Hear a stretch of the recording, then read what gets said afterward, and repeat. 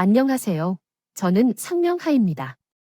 37세 여성이며 내 인생에 사랑하는 사람과 행복한 결혼 생활을 하고 있습니다. 광수연.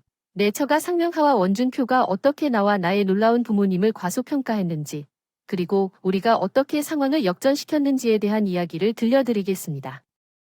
우리 가족은 돈이 있었지만 그것을 자랑하지 않았습니다. 우리는 열심히 일하고 겸손해야 한다고 믿었습니다.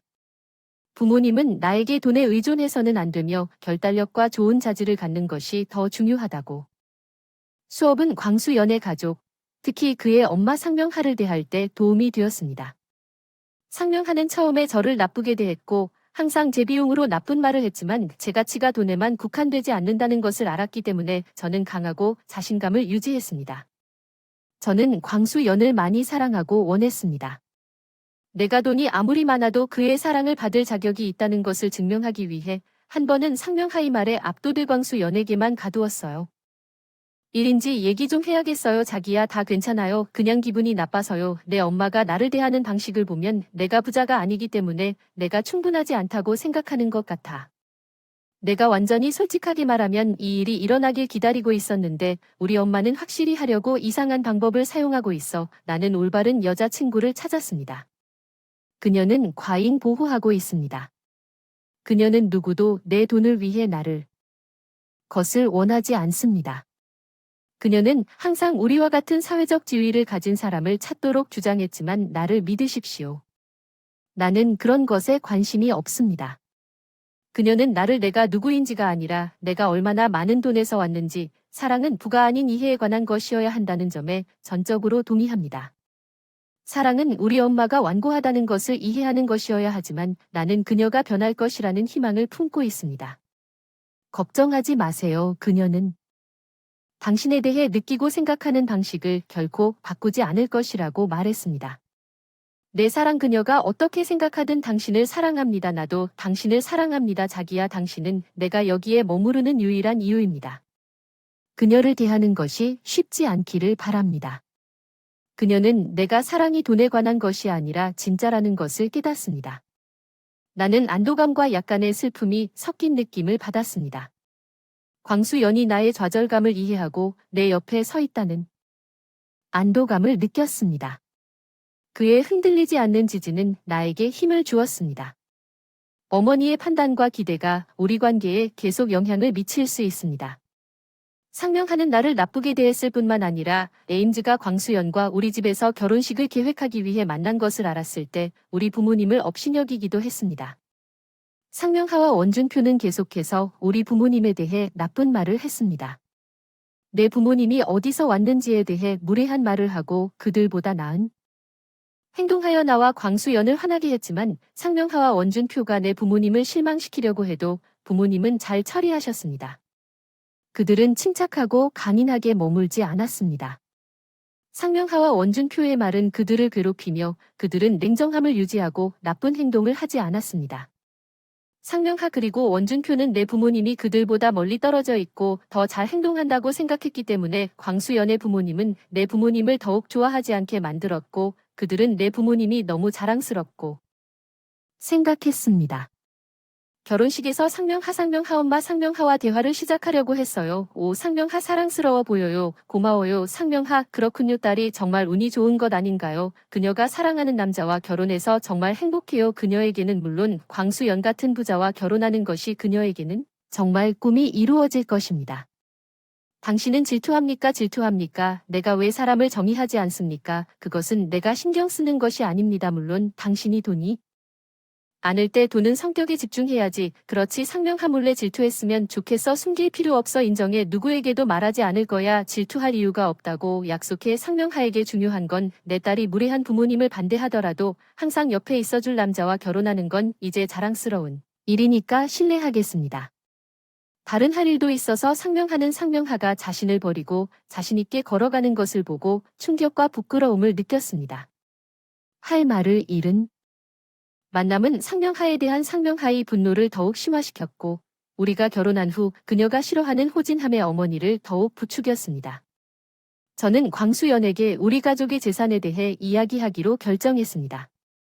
다 괜찮아 자기야. 왜 그렇게 심각해? 알았어. 그래서 난 너한테 엄청난 비밀을 숨겨왔어. 아 뭐야 나도 사실 너랑 배경이 비슷해. 무슨 소리야. 우리 아빠가 대기업의 최고 회장이야. 너희 아빠랑 같은 업계에 있는 회사야. 무슨 소리야? 부모님이 나한테 항상 겸손하고 부에 의지하지 말라고 가르치신 게 놀랍다는 걸 알아. 그래서 굳이 언급할 필요가 없을 줄 알았는데 믿을 수가 없어. 이전에는 나에게 이것에 대해 말한 적이 없었습니다. 내 말은 그것이 아무것도 바뀌지 않았을 것이고 여전히 아무것도 바뀌지 않는다는 것입니다. 정말 충격적입니다. 그래 나는 당신이 어떤 식으로든 알아낼 것이라고 생각했고 나는 차라리 지금 당장 나를 위해 바랍니다. 나중에 다른 누군가에 의해 놀라움이 가라앉자 광수연은 터져 웃었다. 나는 처음에는 혼란스러웠다. 그가 왜 그렇게 웃겼는지 모르겠다. 이해가 안 된다. 왜 웃고 있는 걸까? 정말 아이러니하다 자기야. 나는 내 모습 때문에 웃고 있다. 부모님은 우리가 데이트할 때 당신을 대했습니다. 그들이 당신 가족의 부를 알았다면 당신을 왕족처럼 대했을 것입니다. 정말 어리석은 일이 아닌가요? 나는 왜 당신의 부모님이 저를 대하기 위해 그것을 알아야 하는지 이해하지 못했습니다. 나는 당신을 사랑합니다. 당신은 가족의 부를 위한 사람이 아닙니다. 당신은 항상 나를 위해 거기에 있었고 그게 중요합니다. 우리는 물질적 소유가 아닌 신뢰와 지원을 바탕으로 우리 관계를 구축했습니다.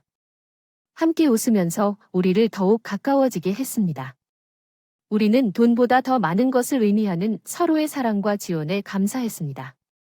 우리의 연결이 수년에 걸쳐 피상적인 것뿐만 아니라 감정과 공유 가치에 기반을 두고 있다는 것을 이해하는 특별한 순간이었습니다. 광수연과 나는 지난 몇 년간 더욱 가까워졌습니다. 우리 관계 상명하 둘 다 우리에게 편안하고 행복한 삶을 제공하는 높은 급여를 받는 직업을 얻었습니다. 우리는 일 때문에 다른 주로 이사해야 했지만 그것은 또한 우리가 집으로 돌아올 때마다 광수연의 유독한 부모로부터 우리 자신을 탈출하는 방법이기도 했습니다. 광수연의 부모님과 부모님을 따로 만났다고 명시했습니다. 원준표가 부모님을 험담하는 것을 참을 수 없었습니다. 부모님의 존엄성을 보호하는 것이 중요했기 때문에 부모님이 더 이상 피해를 입지 않도록 조치를 취했습니다. 어느 날 엄마 상명하가 전화해서 좋은 소식을 전했는데 다음 달에 큰 자선 행사를 조직할 예정이라며 짐과 내가 갈 것인지 물었습니다. 나는 매우 신나서 바로 그렇다고 말했습니다. 우리 엄마는 멋진 파티를 여는 것으로 유명했고 저는 이 특별한 행사에 참여하고 그녀가 무언가를 조직한 지 꽤 시간이 지났고 그것이 큰 인기를 끌 것이라는 것을 며칠 후에 알았습니다. 광수연의 엄마 상명하가 그에게 전화를 걸어 같은 자선 행사에 대해 이야기하고 다음과 같이 주장했습니다. 우리는 거기에 있어야만 했고 그녀 상명하가 이미 부모님의 초대를 받았다는 사실을 거의 몰랐습니다. 짐은 아무 말도 하지 않고 단지 그의 엄마의 요청에 동의했습니다. 일이 어떻게 진행되었는지 우스꽝스러웠습니다. 운명이 두 가족을 같은 행사에 데려온 것 같았습니다. 시간이 지날수록 그들도 모르게 광수연과 나는 설렘과 호기심이 뒤섞인 감정을 느꼈습니다. 우리는 가족들이 행사에서 마침내 만났을 때 무슨 일이 일어날지 궁금했습니다. 우리는 그들 사이에 긴장감이 있다는 것을 알았지만 이것이 그들이 서로를 이해하는 기회가 되기를 바랐습니다. 그들의 차이점은 제쳐두고 드라마의 잠재력에도 불구하고 즐기십시오. 나는 행사를 최대한 활용하고 엄마의 자선 단체를 지원하기로 결심했습니다. 긍정적인 면에 초점을 맞추고 다른 사람들을 돕는 화려한 것들로 가득 찬 특별한 밤을 준비했으며 두 사람 사이에 더 나은 이해를 바랍니다. 다음 몇 주는 정말 빠르게 지나갔습니다. 어느새 짐과 저는 집으로 돌아가는 비행기에 탑승하고 있었습니다. 우리가 도착했을 때 아니, 행크가 공항에서 우리를 맞이하러 왔어요. 짐 상명하가 치료를 시작한 것과 비슷한 돈을 벌었으니까요. 나에게 조금 나아졌다. 그녀가 나에게 너무 것은 아니지만 악의적인 말을 덜 했다는 점이다. 나는 그녀가 존경심을 표하기 위해 고임금 직업을 가져야 한다는 점이 마음에 들지 않았지만 나는 그런 일을 하지 않아도 돼 안도했다. 그날 밤 그녀의 평소 마른 광수연과 나는 그의 부모님 집에 머물면서 상명하와 원준표가 어떻게 다음날 우리 부모님의 재산에 대해 알게 될지에 대해 이야기했습니다. 내일이 당신 부모님이 마침내 우리 가족의 재산에 대해 날이라니 믿을 수 없습니다. 솔직하게 말해서 너희 부모님이 어떻게 반응하실지 좀 불안하다. 그래, 그건 그들에게 상당한 계시가 될 거야. 나는 그들의 반응을 보고 그들의 행동에 대해 그들과 맞서기를 기대하고 있다. 나도 역시 이제 그들이 돈이 중요하지 않다는 것을 깨달을 때다. 사람의 부를 정의하지 마세요. 당신이 나를 위해 나서줘서 기뻐요. 내가 항상 당신의 뒤를 지켜줄 거라는 걸 알잖아요. 우리는 이 일에 함께 했어요. 나도 당신을 사랑해요. 그들의 얼굴을 빨리 보고 싶어요. 그들이 진실을 알게 되면 정말 재미있는 날이 될 거예요. 확실히 우리는 최대한 많은 잠을 자야 할 거예요. 우리는 잠이 필요할 거예요. 오, 정말 잘 자요. 내 사랑. 다음 날 저녁에는 다들 멋진 옷을 입었어요. 물론 상명하는 내 드레스에 대해 나쁜 말을 해야 했지만 광수연은 나를 옹호하고 장소에 도착했을 때 아내에게 그런 말을 할 권리가 없다고 엄마에게 말했습니다. 나는 그것이 얼마나 아름다워 보였는지 놀랐습니다. 엄마가 이렇게 멋진 행사를 조직한 것을 보고 칭찬하려고 마음속에 메모를 했습니다. 상명하와 원준표는 다른 사람들과 어울리러 나갔습니다. 상명하는 자신의 친구 용훈모를 발견하고 함께 속삭이고 웃으며 그들이 본 모든 사람에 대해 험담을 했습니다. 나는 어머니 상명하를 보았습니다. 멀리서 내 마음은 기쁨으로 가득. 재빨리 그녀에게 다가갔습니다. 눈살을 찌푸린 상명하와 메디가 그녀의 뒤를 따랐습니다.